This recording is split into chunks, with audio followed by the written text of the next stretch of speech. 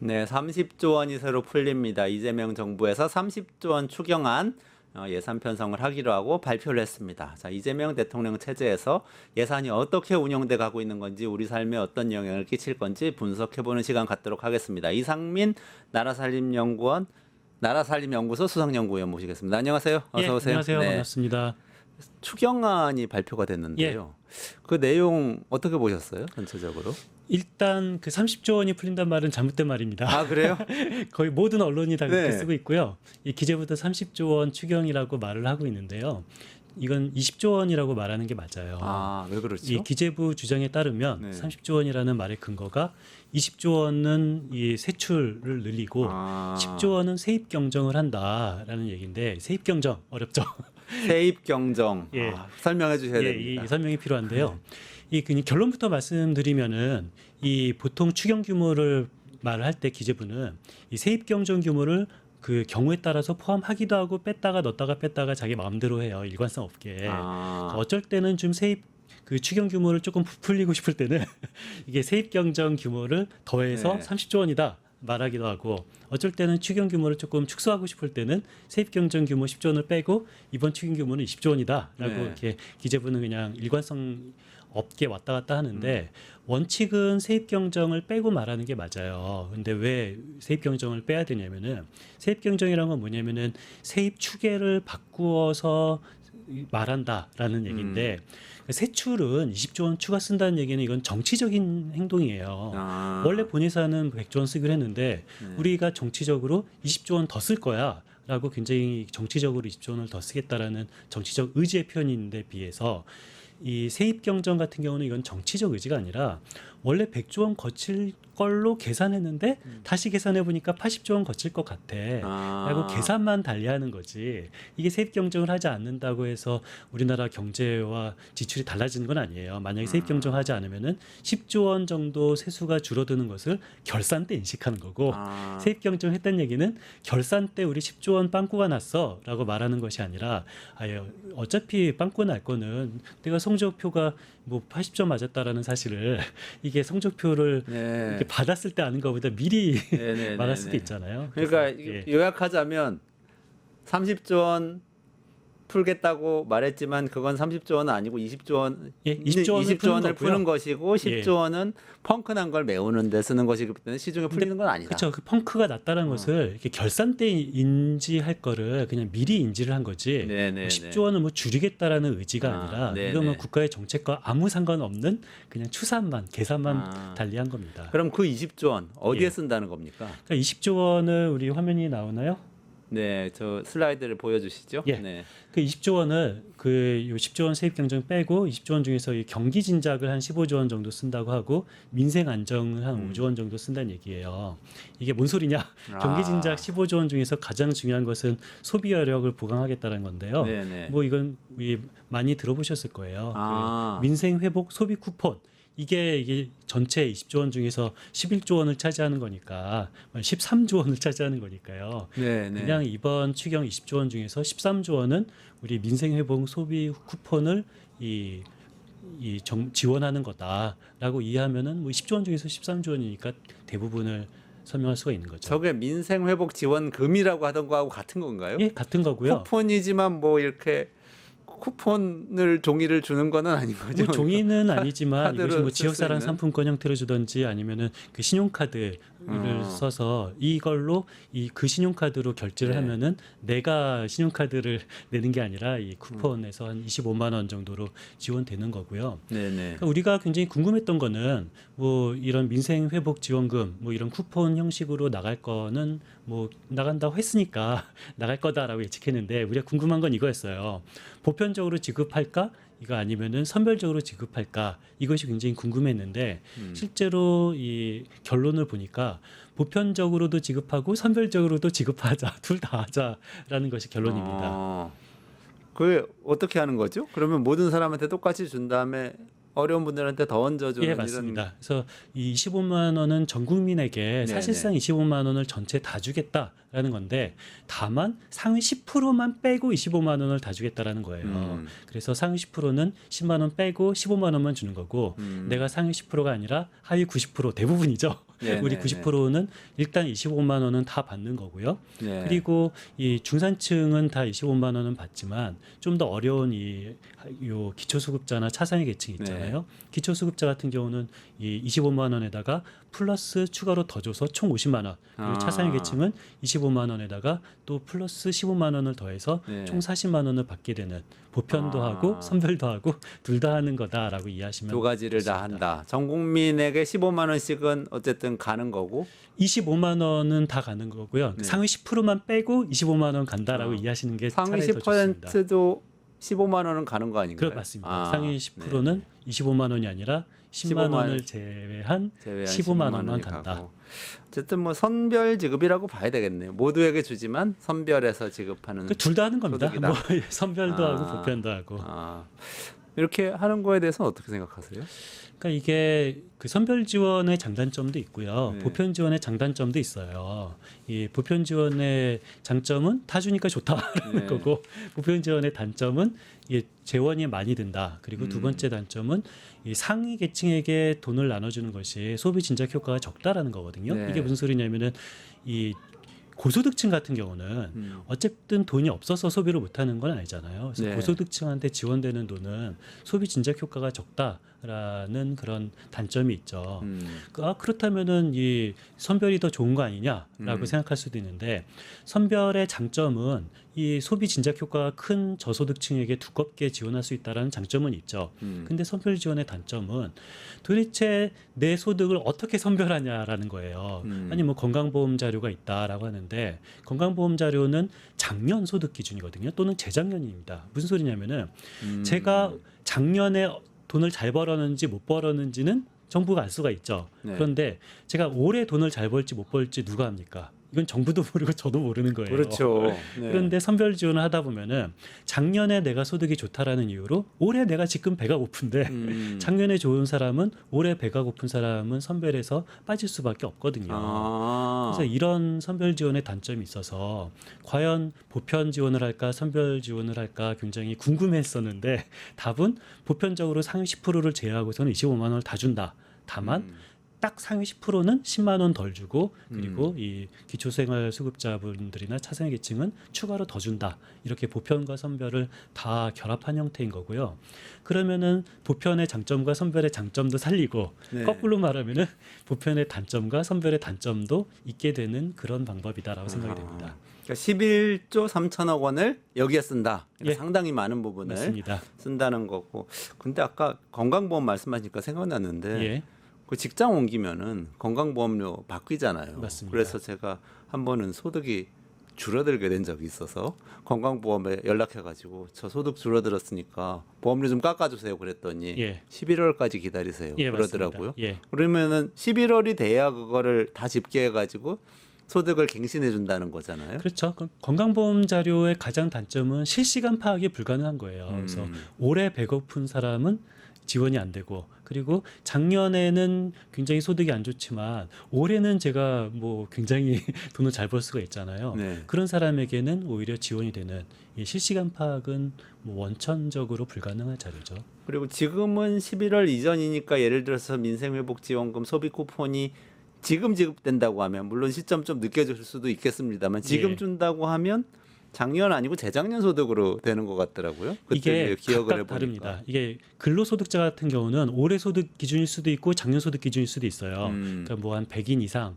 좀 이 규모가 큰다면은 이게 원천 징수가 실시간 파악이 가능하거든요. 그래서 근로소득자는 진짜 올해 소득이에요. 아. 근데 또 일부 근로소득자 중에서 좀 사업체가 작으면은 작년 소득 기준일 수도 있고요.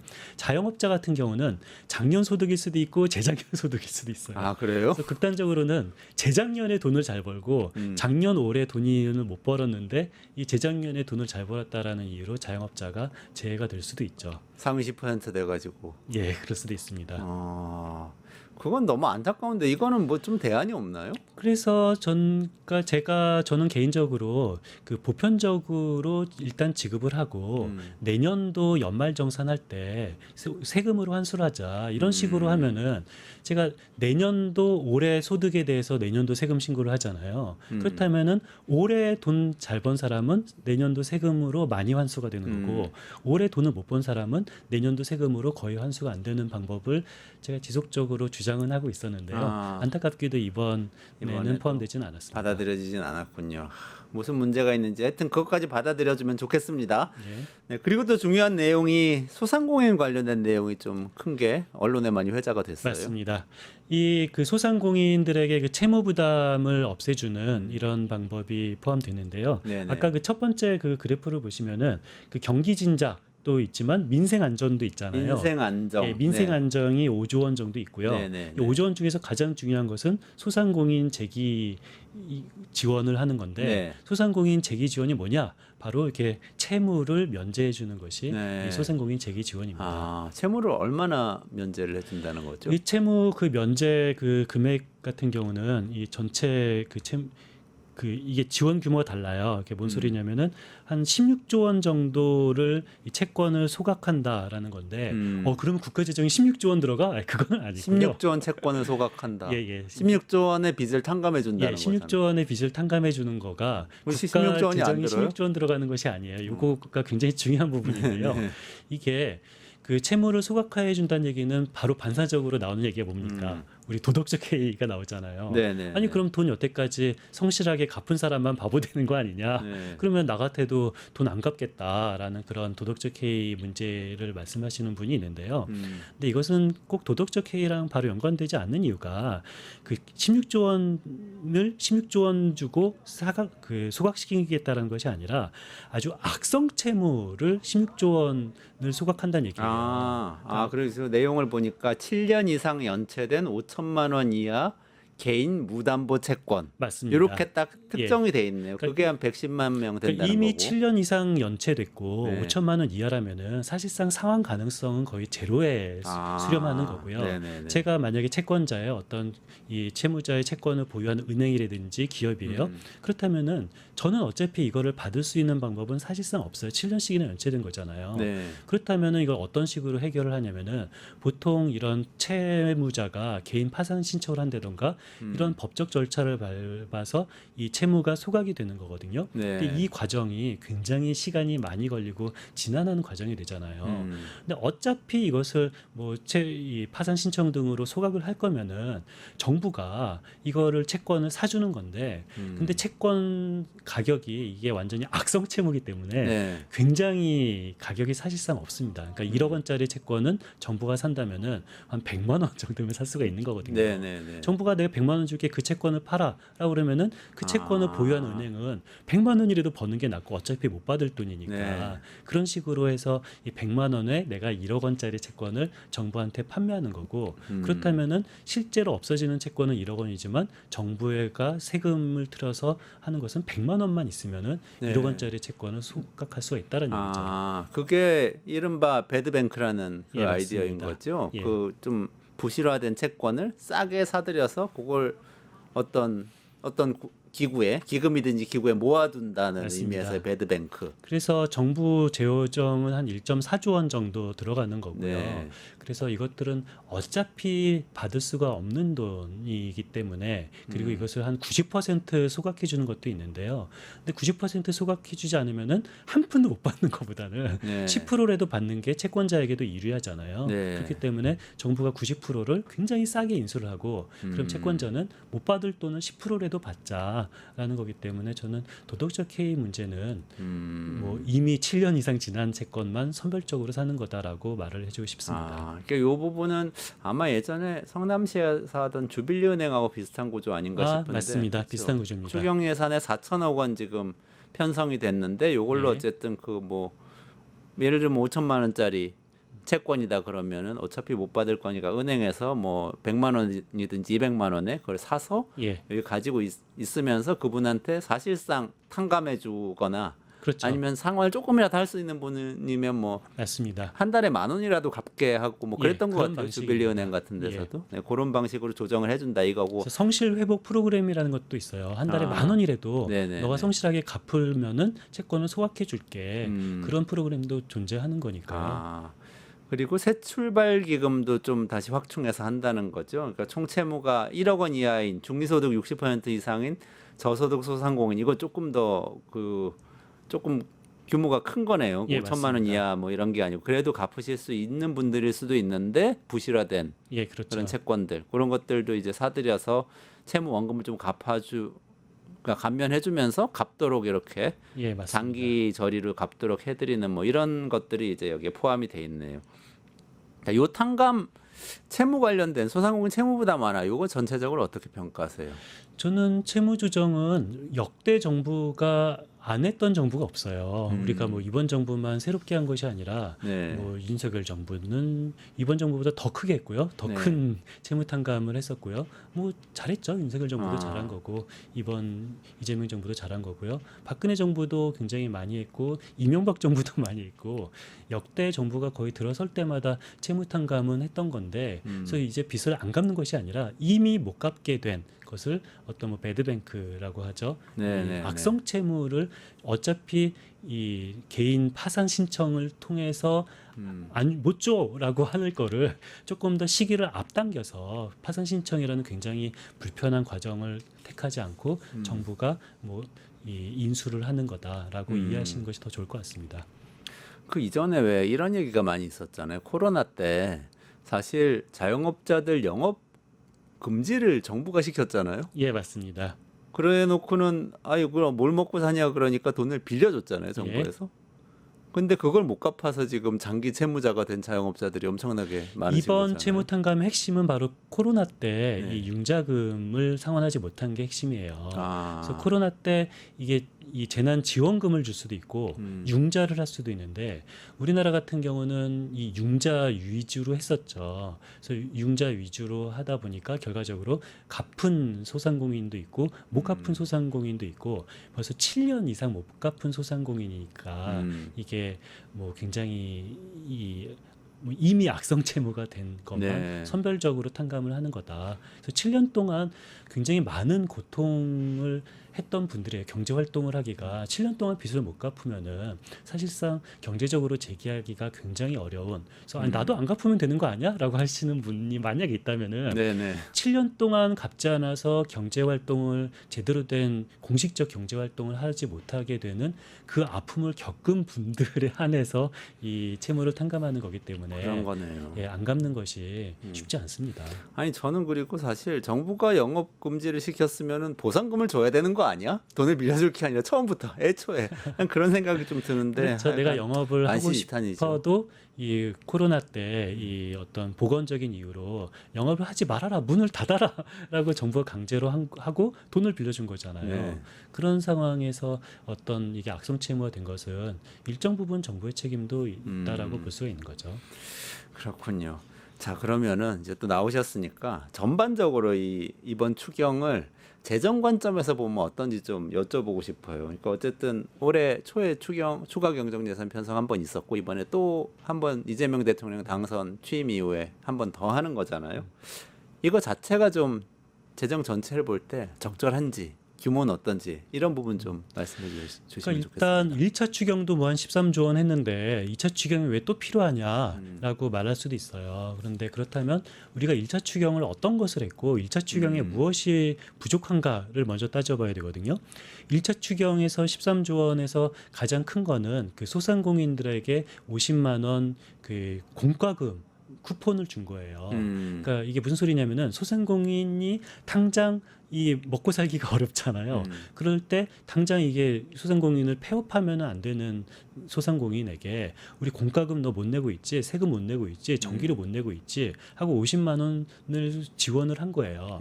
뭐 필요할 수도 있죠. 근데 문제는 50만 원은 공과금에 한정되어 있는 거거든요.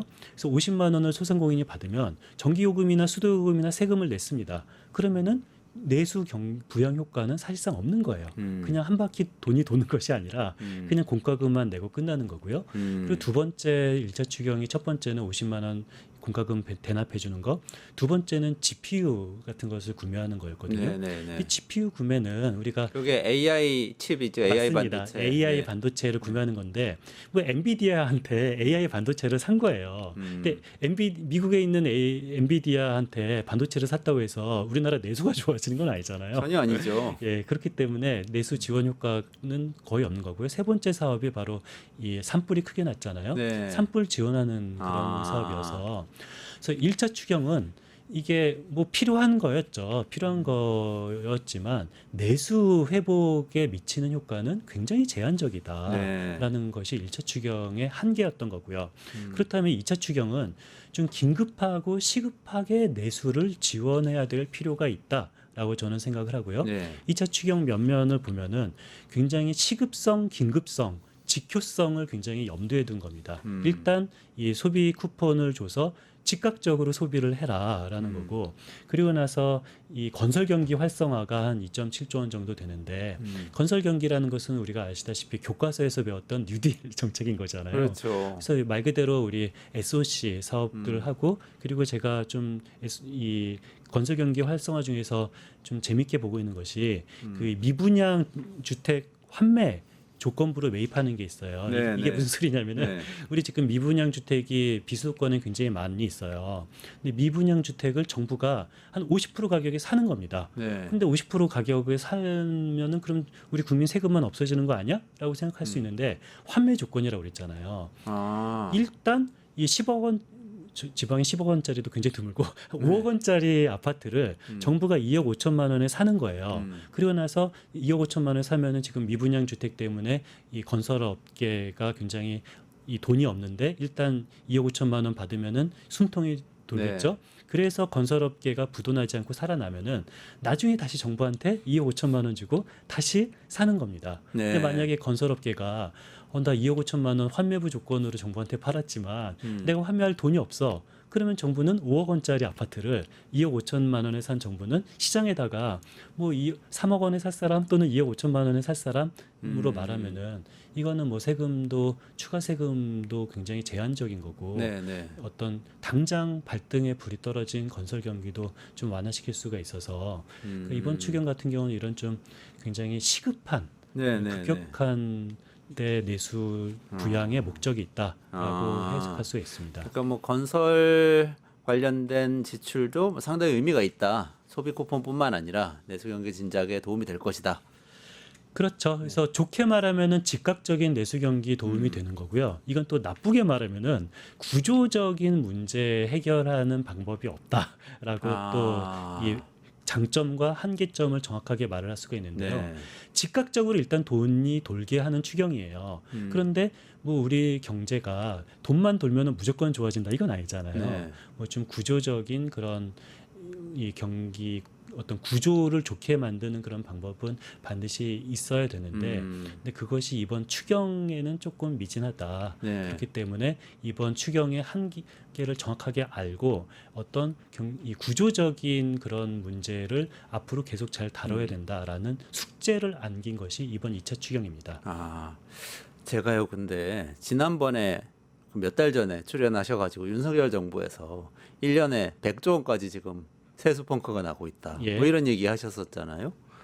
그래서 이번에도 좀 사실은 걱정이 돼서 윤석열 정부에서 딱 물려받은 그런 재정 상황인데 아까 세입 경정 말씀도 한 예, 예. 10조 원 정도 있다고 말씀하셔서 이게 10조 원이 펑크가 난 거를 지금 메워야 되는 상황인 건가? 이런 생각이 들었는데 그게 맞나요? 더 그러니까 정확히 세수가 들어와야 될 말하면은 게 안 들어와서 지금 30조 원이 펑크가 된 거고요. 30조 원. 이게 그 윤석열 정부의 감세 효과가 이재명 정부한테도 계속 지속이 되는 거잖아요. 네. 그래서 원래 윤석열 정부의 감세를 다 합치면은 이재명 정부 5년간 100조 원의 페널티를 주게 된 건데 그런데 그 작년에 그 상속세법 개정안이 부결됐어요. 네. 그래서 그 부결된 효과까지 계산하면은 100조 원이 아니라 80조 원의 페널티를 안게 된 거거든요. 네네. 상속세까지 깎았으면은 예, 100조 원이 100조 원이 됐을 될 텐데. 뻔했는데 다행히도 뭐 민주당이 이 상속세법 개정안을 부결시켜서 네. 이게 80조 원의 페널티만 안게 됐는데 마이너스 80조 원인 거죠. 네. 그러니까 그런데 이재명 정부는 마이너스 80조 원에서 시작하는 부터 거예요. 시작하는 거죠. 그런데 마이너스 만만치 80조 않다. 원인 줄 알았는데 이게 올해도 또 세수 결손이 나는 거예요. 근데 요거는 2차 추경의 의지를 가지고 10조 원이 아니라 그냥 계산을 했더니 10조 원의 펑크가 난 거고 그리고 이번 정부가 의지를 통해서 20조 원을 더 쓸 거야. 라고 그랬으니까 지난 정부가 세수 추계를 잘못해서 10조 원의 펑크가 났고 이번 정부가 의지로 20조 원을 더 쓰려고 한 거니까 결과적으로 30조 원만큼 재정이 줄어드는 상황이 됐는데요. 그런데 뭐 세출 구조 조정하고 뭐 기금 여유 재원을 통해서 10조 원은 어떻게 마련하고 20조 원의 부채를 추가 발행한다라고 합니다. 20조 원은 국채 발행을 예, 하는 그렇게 할 수밖에 없고요. 우리나라가 20조 원의 국채 마련할 수 있는 여력이 되냐라는 질문으로 저는 이해를 했는데요. 그렇죠.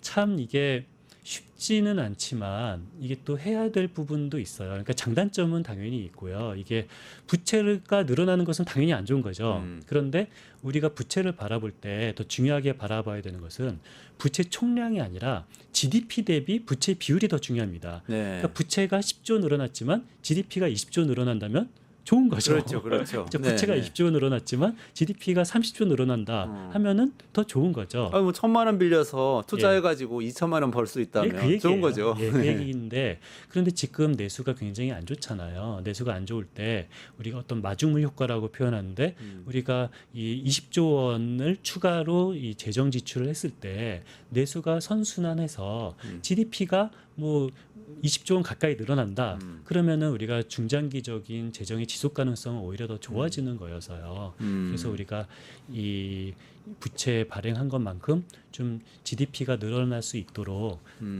늘어나기를 바라야 되는 거고요. 네. 근데 더 중요한 것은 추가 감세의 여력은 없다라는 사실을 저는 말을 하고 싶습니다. 감세는 하면 안 된다. 예, 이제 다행히도 제가 100조 원의 페널티에서 시작할 뻔했다가 네. 80조 원의 페널티로 바꿨던 이유가 바로 상속세법 감세를 막았기 때문인 거거든요. 네. 그런데 후보 시절에 이재명 대통령 후보 시절에 여러 가지 감세를 말을 했어요. 특히 비과세 감면을 확대한다라고 후보가 말을 했는데 저는 뭐 후보 시절에는 뭐 비과세 감면을 확대한다라는 말을 할 수도 있다고 봅니다. 네. 현실 정치에서. 다만 야당과 후보는 감세를 말을 할 수가 있지만 실제 정부의 재정을 책임지는 여당이 되면은 감세는 이제 더 이상 하면은 안 되는 거거든요. 네네네. 그렇기 때문에 더 이상 해야지 말아야 될 것은 추가 감세 그리고 비과세 감면은 정비를 해서 우리가 20조 원 추가로 쓰기로 했으면은 네. 무언가 20조 원 가까이 뭔가 비과세 감면 정비를 해야 되지 않을까라는 생각을 합니다. 비과세 감면 정비를 한다는 것은 예.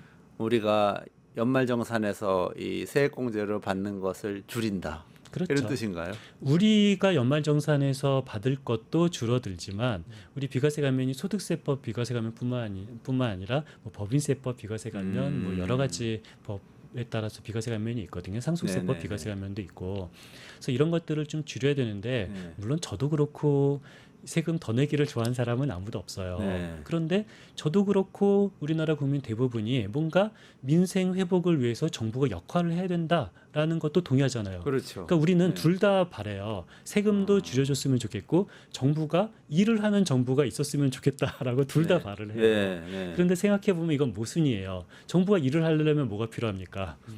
돈이 필요하죠.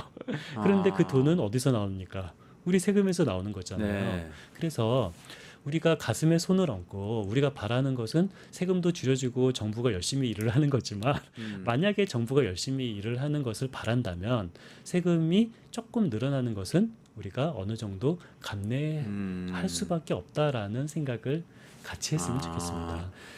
그 이번에 근데 이렇게 국채를 발행을 하면 그 재정 준칙이란 게 있잖아요. 예. 그래서 재정 준칙에서 정하고 있는 그 퍼센티지의 상한선에 육박하게 된다. 이 예. 국가 채무가 GDP에서 차지하는 비중이죠. 예. 한 50% 정도 되는 거죠. 예. 그런 얘기가 또 많이 있는데 이걸 맞습니다. 걱정 안 해도 되는 건가요?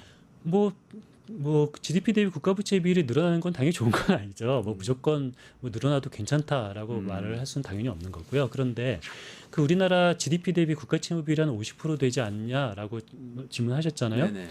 맞아요. 작년에도 한 50% 정도 되니까 큰일 났다. 네. 재작년에도 50% 정도 되니까 큰일 났다라는 말을 네. 했는데, 근데 이번에 2차 추경을 하지 않으면 우린 정확히 48.4%였어요. 네, 그런데 네. 2차 추경을 해서 49%로 올라가거든요.